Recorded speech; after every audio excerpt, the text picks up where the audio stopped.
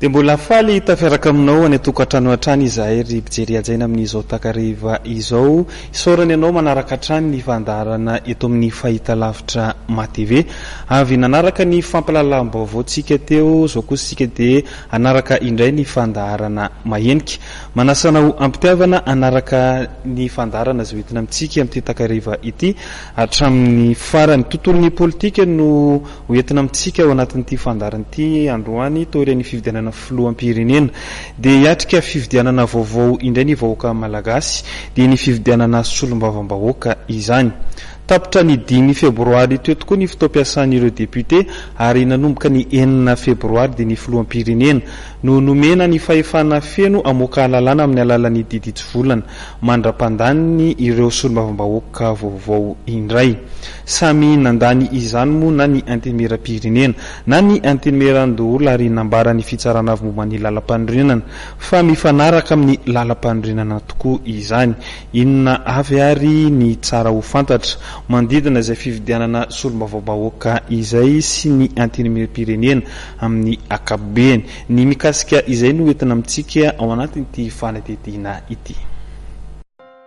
tapitra ny 5 febroary lasa teo ny fitaom-piasan'ny antenimera-pirenena rehefa niasina indritry ny 5 taona ireo député raiky amin'ny 50 nofidina tamin'ny volana desambra 2024 antenimera-pirenena izay namela tantara maro teo amin'ny fiainam-pirenena betsaka ireo tranga teo anivon'ny antenimera-pirenena teo anelanelany febroary 2024 sy ny febroary 2024 ny taona 2024 no nametrahana ny antenimera-pirenena voalohany amin'ny repoblika fahefatra raha ny zava-nisy indrony solo ny birao maharitra ny antenimera-pirenena ny 20 febroary 2024 no nivory voalohany ny antenimera-pirenena fivoriana izay natao hifidianana ny mpikamana ao anatin'ny birao maharitra Christine Razanamasoa avy amin'ny Mapara sy Jean-Max Rakotomamonjy avy amin'ny vondrona manohana ny filoham-pirenena Erajonar Mapianina na ny PMP Christine Razanamasoa no voafidy tantana ny antenimera-pirenena tao anatin'ny 2 herinandro ihany anefa no nitantanana ny antenimera-pirenena naverina ny fifidianana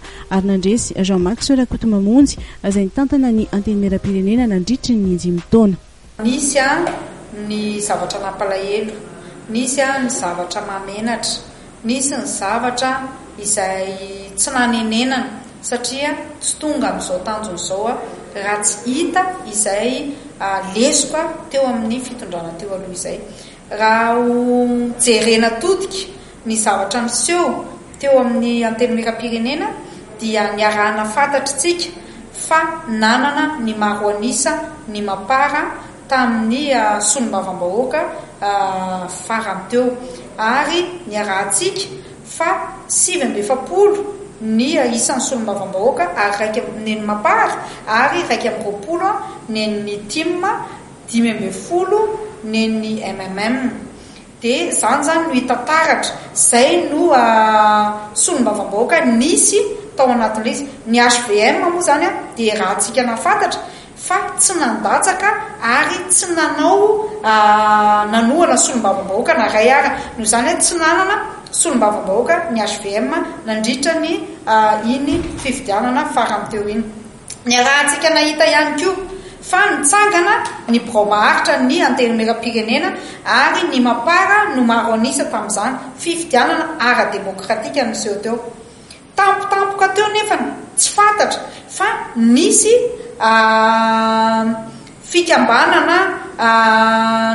foronina maro anisa izay lasa nanao HVM ary nanongana tamin'ny fomba tsy mari-potitra sady tsy ara-dalàna ny birao maharitra ny antenimera-pirenena teo zany dia efa hita fa misy zavatra sady tsy manaraka ny lalam-panorenana tsy manaraka ny lalànan'ny antenimera-pirenena ary tena hita mihitsy fa tena tsy manaraka ny fototra hijoroana mihitsy ny zavatra nisy tao amin'ny antenimera-pirenena anika na ny Mapara dia ny zarazara tao anatin'izay ka nisy Mapara 1 Mapara 2 izay tsy nanohana ny discipline de parti zany hoe tsy nanaraka ny torohevitra avy aty amin'ny parti zany izay nampandany azy teo zany dia nanjary nikorotana ilay tao amin'ny antenimieram-pirenena satria nanjaka ny kolokolo tao, nanjaka ny pression izay nataony fitondrana satria hitany hoe tsy maripotsitra ilay fitondrana. Tsy nanana ny maronisa teo anivony antenimieram-pirenena ny fitondrana Rajaonarimampianina. Maro ireo tranga hita teo amin'ny lapany Tsimbazaza vokatra izany. Isaky ny misy ny fanendrena Praiministra dia ifandrohitana hatrany ny fanendrena Praiministra nanomboka ny taona 2024. Tamin'ny fanendrena Praiministra voalohany, ny mapara sy ny vondrona manohana ny filoham-pirenena no ny fandona. Na vondrona toko na hazo sanisa be indrindra tamin'ny fifidiana sy mba mamoroaka no manam-pahefana hanao izany. Andriamatoa Haja Andrea Sampa dia miara-miasa ela tamin'ny finoana Repoblika ankehitriny, fakafantatsy nareo aminay mahamoramora kokoa ny asa ny fanendrena azy satria olona tsy vaovao amin'ny finoana Repoblika ankehitriny Andriamatoa Haja Andrea Sampa.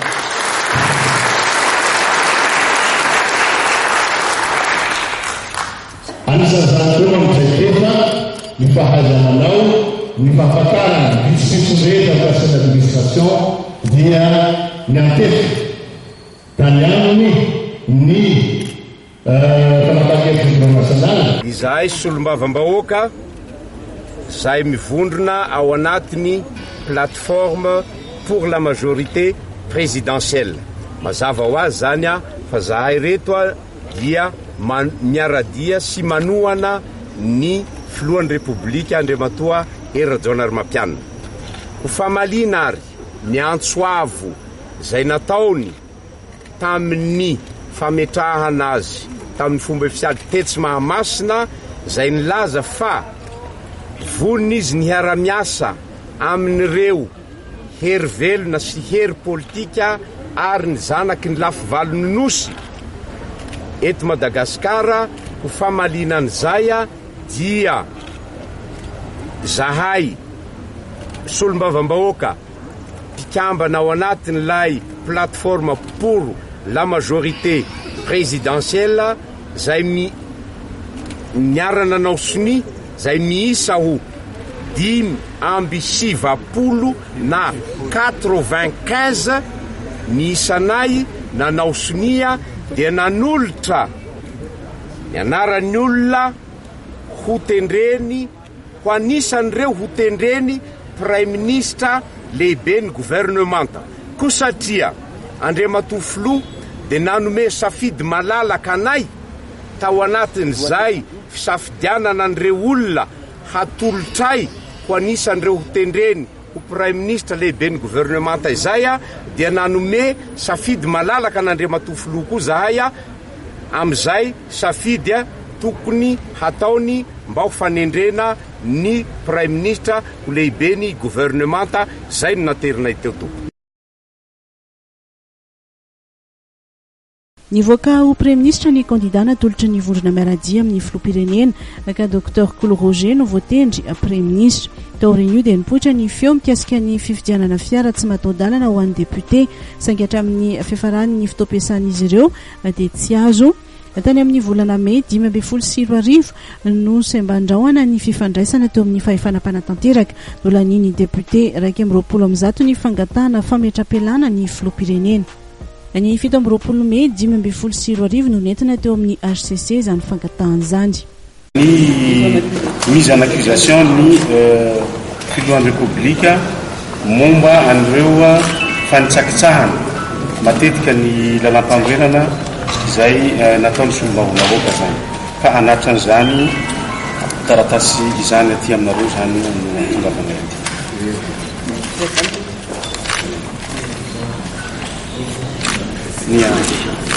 Tia asina message ny atao anatin'io taratasy io moa zany dia misy an'le requête de mise en accusation afin de déchéance de monsieur le président de la République Rajaonarimampianina. Ahitana ao koa ny liste sy ny émargement ny député rehetrarehetra izay nanao an'io sonia io. Ny zavatra misy dia zao nyreo solombavam-bahoaka reo dia leo ny fanabarabarana anazy, leo ny fanaovana tsinitsinina an'ireo député reto amin'izany fifidianana député isaky ny mandeha zao. Nisy ny fifidianana député to ambarako mazava eto nisy fifidianana député tao omaly ary tononiketo fa nisy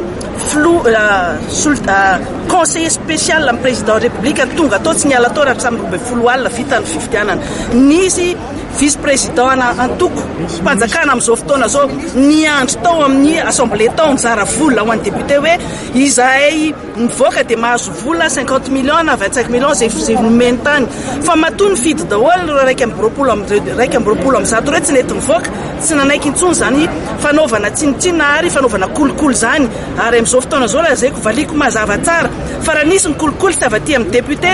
fa avany amin'ny fitondram-panjakana zay misy amin'izao fotoana zao a nividy ny député zay tsy nanaiky intsony ary zay zavatra zay nanisana tezitra ny député mihitsy satria nandritra zay fotoana heritaona na député nay zay dia zay foana no fomba ary tsy azo atao intsony zany zavatra misy amin'izao fotoana zao dia conflit institutionnel matsapa teny izahay fa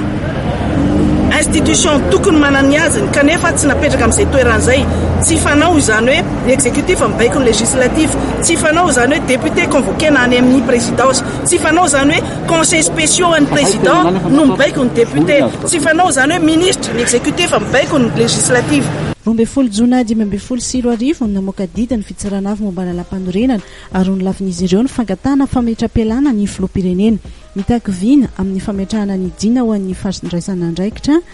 sarotra atranjy tamin'ny filoham-pirenena nahazo ny maronisa teo anivon'ny antenimieram-pirenena tsy manana maronisa ny tenanjy volana jolay 2024 sy 2025 nitsofoka ny fitsipaham-pitokisana ny gouvernement Mavaly Olivier. Sabato raha Max sobabahoaka ny adapa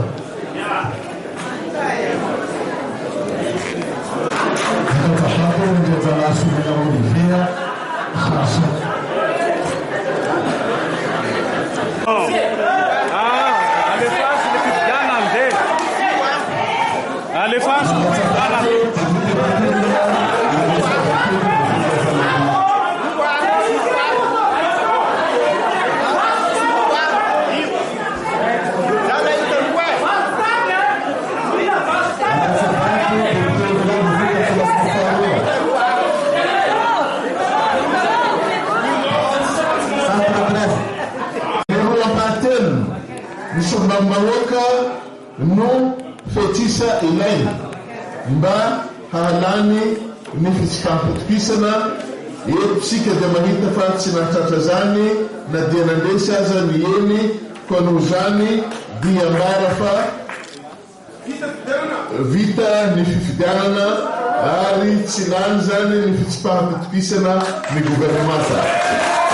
Ny vadibadika teny hatrany ny maronisa teo anivon'ny antenimieram-pirenena tamin'ny fandaniana ny lalam-pifidianana tamin'ny 2024 dia nienjana ny tady teo anivon'ny antenimieram-pirenena ny volana marsa 2024 no nandalo teny anivon'ny ty androm-panjakana mpanao lalàna etsy ny fandiniana ny volavolan-dalàna mifehy fifidianana tao anatina fivoriana tsara-potoana fivoriana izay tena nafana tokoa nisina fifandonana teo amin'ny samy député andaniny sy ny mpanohana ny fanjakana izay manohana ny lalam-pifidianana natolotry ny gouvernement Mavaly Olivier ary ankilanjy ny député mapara sy ny tim miampy ny tsy miankina izay nitaky fantotsiana maro ny lalàna natolotry ny gouvernement. Anisany notsipahany député mpanohitra ny fanjakana ny fampidirana ho anisan'ny fepetra afahana milatsaka hovidiana ny bulletin numéro 2 ary nisy fitakina ny fandoava-kitra ny candidat nanomboka tany amin'ny assemblée dia fanafana ny ajevitra teo amin'ireo député andininy 720 amin'ireo 770 naroson'ny gouvernement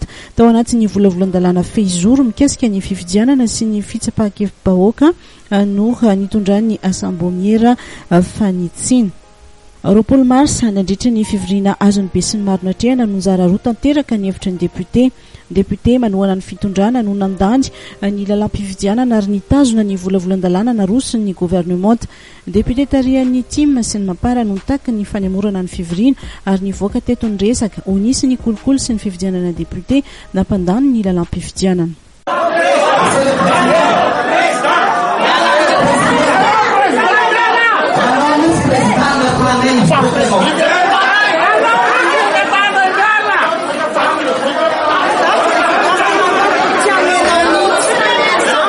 nivoaka ny lampantsimbazaza ireo mpanohitra ny lalam-pifidianana izay nolanina antery hoy ny député mpanohitra ny fitondrana ny Tsim sy ny Mapara. Any Sabotsy 2 aprily dia nanao hetsika ny ombonana teny amin'ny kianja 13 May ny mpanohitra ny lalam-pifidianana notaria ny député Tsim sy Mapara. Nakany ny haute cour constitutionnelle ny député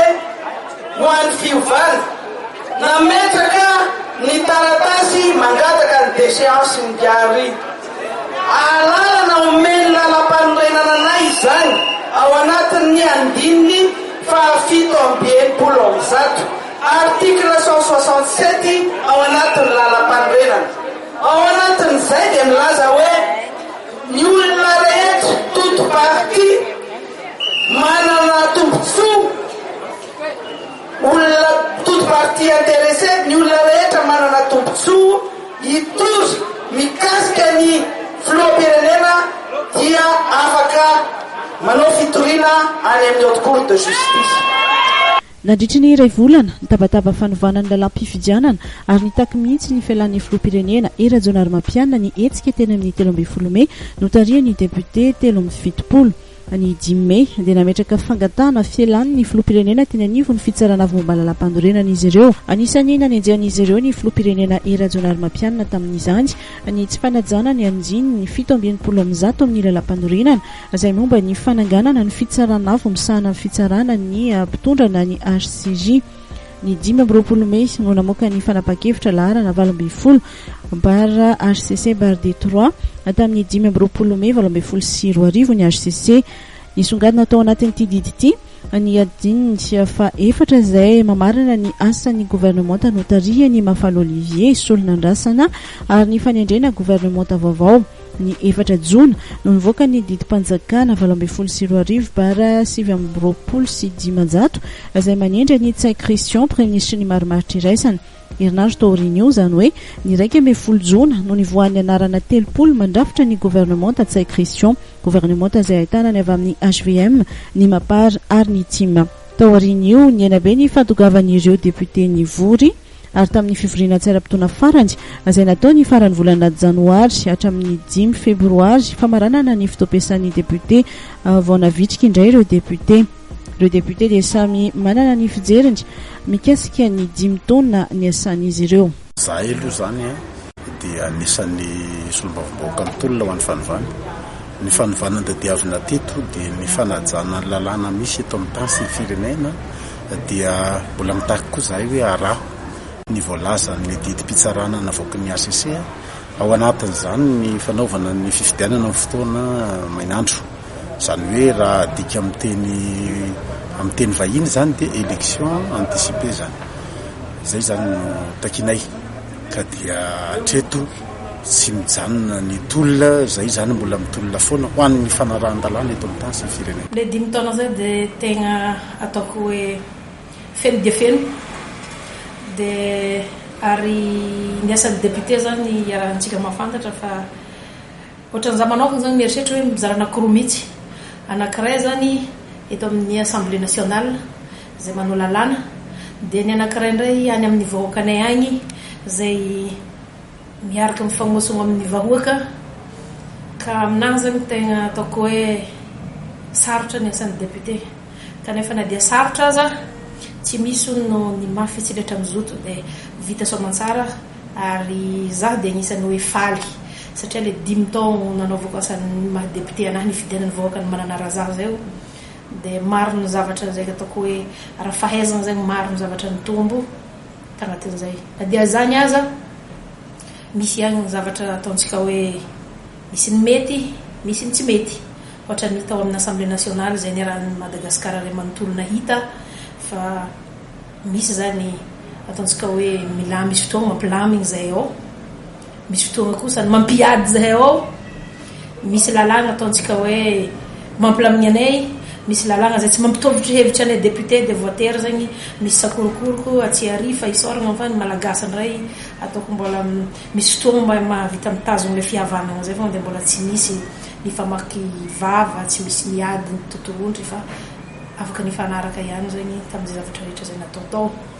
dia ny ao amin'ny sehatry ny ambanivolo agny amin'ny distrika misy anay dia ataoko hoe nilaminy ny fiarah-miasa tamin'ny vahoaka matoa nahitagna iregny vokatra ataoko hoe tsara tagny taminay regny na resaka sosialy zany na resaka teo amin'ny na politika aza ataoko hoe nilaminy ihany taminay tagny satria raha nampalaza mananara taloha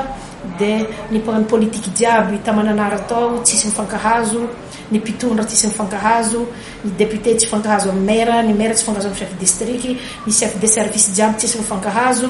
fa agnisan'ny vendohan-draharaha zany rehefa tonga teo amin'ny toerana za dia ny hampitambatra ny hampilaminy ny hampirahina ny vahoaka jiaby ny mananara dia hitondra fisaorana maventy ho an'ny vahoaka jiaby ny mananara fa milaminy tanàna ny zavatra jiaby natao moa na niteny za teo hoe misy zavatra vita tsara ihany fa mbola tsy tonga lafatra mbola maro koa ny zavatra azo tokony arenigny zany agnatin'ny jiaby zany indrindrandrindra zany ny fahaizan'ny tsy araikiaraiky mipetraka amin'ny plasiny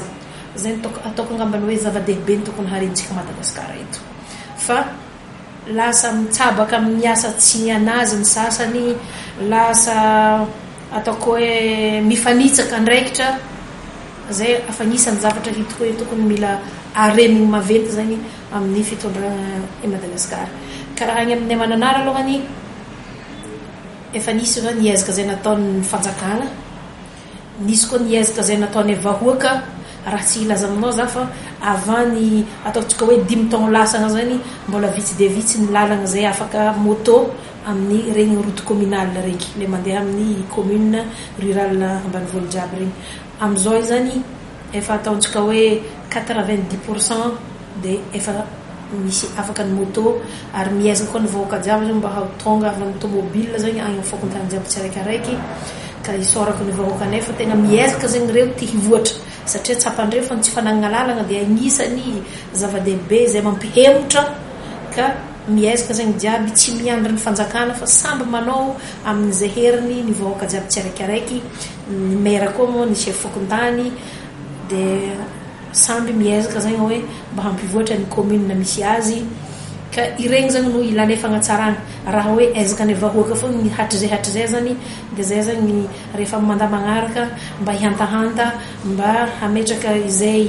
laram-pahamehana anay zay zany amin'ny fanjakana hoe mba hagnampy anay hagnamafy regny route communale regny mba tsy toerana isolé intsony zany ny mananara fa mba afaka mifanarasera ny vahoaka jiaby agnatin'ny district. Ny 17 Mei 2024 no ifiditsolom-bavam-bahoaka vaovao ny vahoaka malagasy ny avy amin'ny fiarahamonim-pirenena dia manana ny heveriny hanatsarana ny antenera-pirenena vaovao. Tsara petraka amin'ny vanim-potoana zany reny député reny zany taditsika tsara fa ny fifidianana ny député tamin'ny 2013 ny ampiarahana tamin'ny fifidianana filoham-pirenena fifidianana izay nantsony hoe fifidianana entina mana ny crise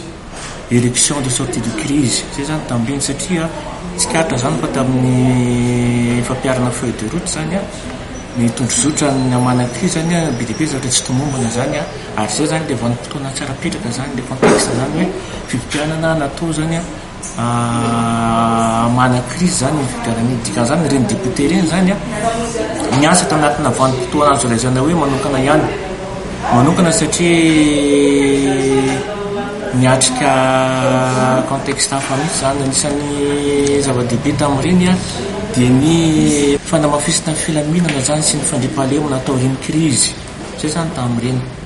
ary hitatsika fa be dehibe ny sahotaka tamin'ireny satria nisy ny filohan'ny assemblée nationale zay lany voatery ny sorona nisy ny fametrana premier ministre zay nanano sarotra no ny fampiarana ny article 54 tamin'ny ara-panorenana reny zany contexte ny ana tamin'ireny zany zay ngamba no tsara songadina ngamba ny raha miresaka bilan ny assemblée député tamin'ny fotoana eny tsika zany ary zay natonga amin'ny lafiny ray za tsy miteny hoe manamarina ny fampiasana vola sy ny karazany fa raha ohatra ka naomby reny motion de censure motion d'empêchement reny movy eny andeha tamin'ny tombontsoan'ny firenena zay zany fanotenena mipetraka zany movy eny nakany amin'ny tombontsoan'ny firenena fa zay zany milafiny anankiray zany nisy vola ny asa be dehibe tamin'ireny mety ataoko hoe mety angamba amin'ny lafiny sasany nason'ny firenena fa na zany na tsy zany ny tokony hipetraka ihany koa zany famatorana eo amin'ny andrekitra mipetraka ho an'ny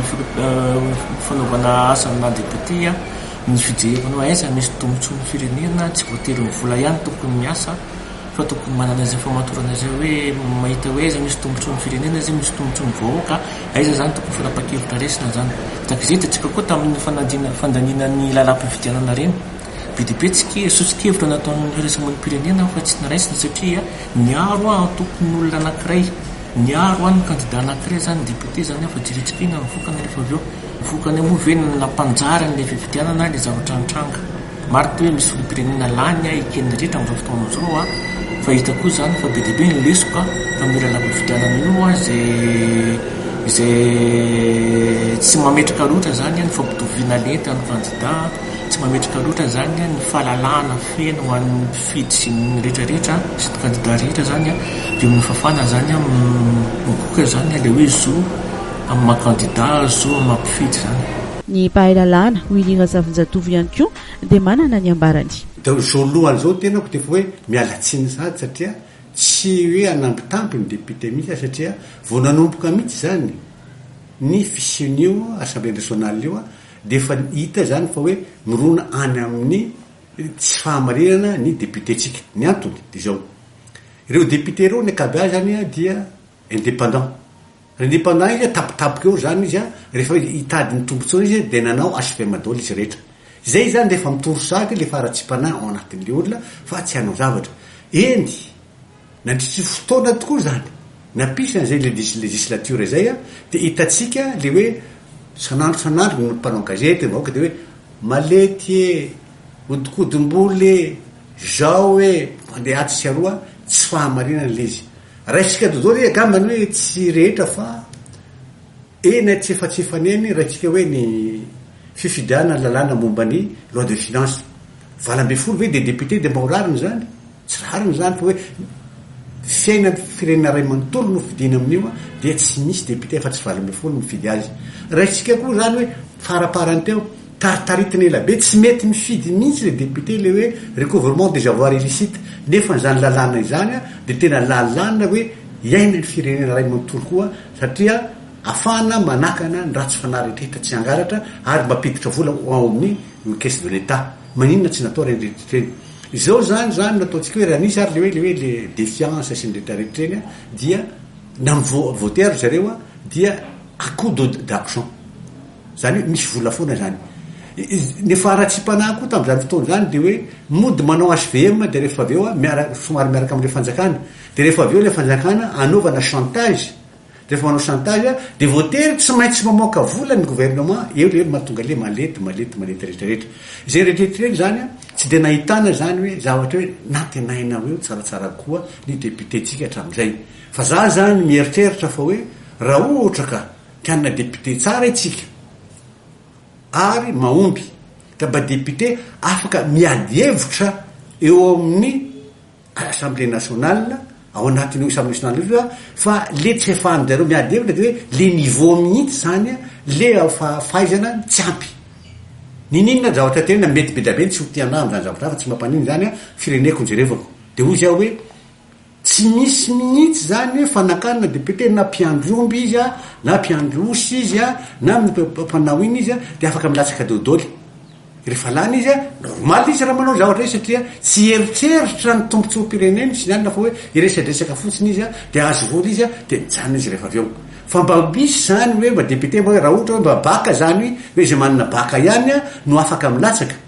dia mba afaka miady hevitra reny olo reny satria mba misy niveau zany mba olona nahita fianarana dia nabaka ange zany ataony fa tsy hoe koa manambany olona manana baka fa hoe afaka miady hevitra izy rehefa mba manana baka kosa fa tsy atao an'izany andrasana ny fifidianana solombavam-bahoaka ary ny andrafitra ny antenera-pirenena vaovao izay mety any amin'ny 15 jolay no ivoro voalohany ary mandra-pahatonga izany dia ny filoham-pirenena Andry Rajoelina no hamoaka lalàna amin'ny alalina ny didi tsy volana